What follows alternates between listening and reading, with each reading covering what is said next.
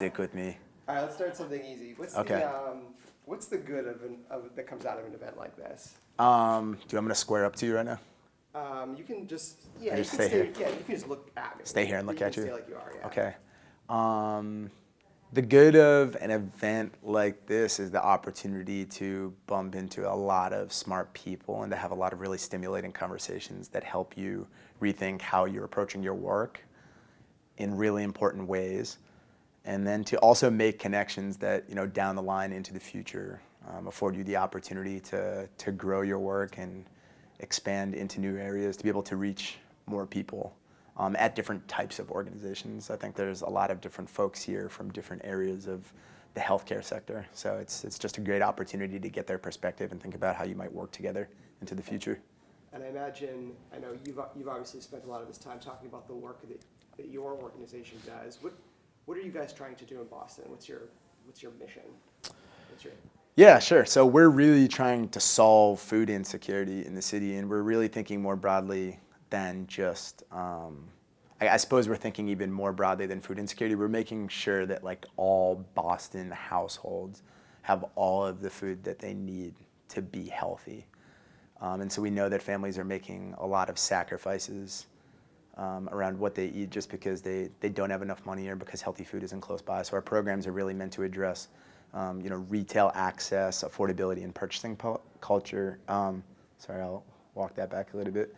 Our programs are meant to address affordability, retail access, and then food culture as drivers of how families are negotiating their food shopping decisions. So, our Fresh Truck mobile markets are bringing food closer to neighborhoods and hosting, different types of block party events that are celebrating food culture, promoting food literacy. And then our Fresh Connect food prescription platform is aimed at addressing affordability as a barrier towards healthy eating by making it possible for healthcare providers and social service agencies and other organizations to help cover the cost of healthy food for families. And that's a platform that allows us to issue a card to the shoppers that we serve that don't have enough money for healthy food, so they can show up at our truck and going into next year at other grocery stores and at restaurants to be able to go and buy the food that they need to be healthy. Tell me, for someone that didn't know anything about the areas of Boston that you serve, Yeah. isn't familiar with the issues of food insecurity that you're talking about, describe the problem to me. What are we facing in these communities? Sure. Yeah, I mean, as I alluded to before, the issue of food insecurity is pretty wide-reaching, and again, we sort of expand that definition to think about like whether or not households have the food that they need to be healthy, not just whether or not they have food, right? Like we're not just trying to address hunger, we're really trying to move on from just addressing hunger to addressing health. So that's our lens for how we think about our work. And I think food insecurity shows up first if households or families or individuals haven't had the cultural experiences, and this was true for me growing up, that lend to eating healthy foods. I think unfortunately, like our food culture has been eroded over time, as fast food has just become really mainstream and as people's lives have become busier. So we're trying to restore more health-centered food culture across all of the communities that we serve. And then I think, really food insecurity then becomes a matter of like time and money and access, right? It comes down to whether or not there's healthy, culturally relevant food close by that's affordable to families. So we're really trying to solve for all of those things through our programs, and those are all the things that families are forced to consider that are influencing what food that they're buying and what foods they're choosing to eat, what foods make them feel good. And so, yeah, food insecurity is complex in all those ways. It really is a function of economics and retail access and what stores are close by and which ones are not. And then the combination of like beliefs, attitudes, and traditions that people hold around food. It was interesting. We heard from you last night. We heard from Ari. There are a lot of other people here that, even though they're involved in different areas and have different programs, but ultimately they're trying to improve the health of their communities. Sure. What what value is there in the American Heart Association bringing these people together who might be approaching it in different ways, but ultimately sort of all have the same goal? Yeah, sure. I mean, I think that in order to achieve better health outcomes for all the communities that we care about, it requires a sequenced and very integrated series of interventions, right? Like I think all of us acknowledge it takes more than just food or more than just housing stability,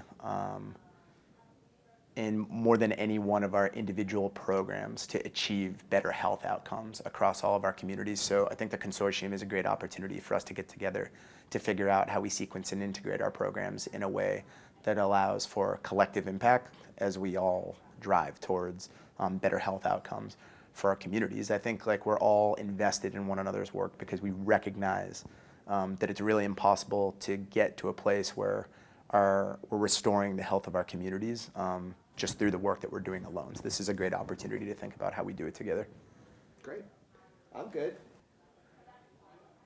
Yeah, I might have to run this back, but I'm going to try. Being a part of the American Heart Association community has afforded us as a really young organization the opportunity to build capacity at a really early stage to the point where we can really take a step back and manage and think deeply about how to make our programs effective and to invest in the foundational structures that allow us to be sustainable into the future and thoughtful about how we grow and develop our programs. And then it's been a fantastic opportunity to connect with a network of advisors to inform our work. And we're really looking forward to the opportunity to scale our programs into the future, leveraging the American Heart Association's community of, physicians and network of health systems and peers that are also operating within our space. And their approach towards funding and going deep with a relatively small cohort of organizations that are doing work in the space of the social determinants of health has felt really smart and really efficient just in terms of the impact that I know that those organizations that are partnered with the American Heart Association are having in their respective areas. And yeah, it's just been a really positive experience for us to be able to collaborate with the American Heart Association as a funding partner who bet big on us at a really early stage, but also as a strategic advisor to tap into the American Heart Association for insight and to help answer big questions and to help us think about new big questions that we could potentially answer, and then connect with the community of people that drive our work. Perfect. Great. Is there good grains in there? Yeah? That's Okay. fantastic. Thank you. No worries. Do you guys need anything else?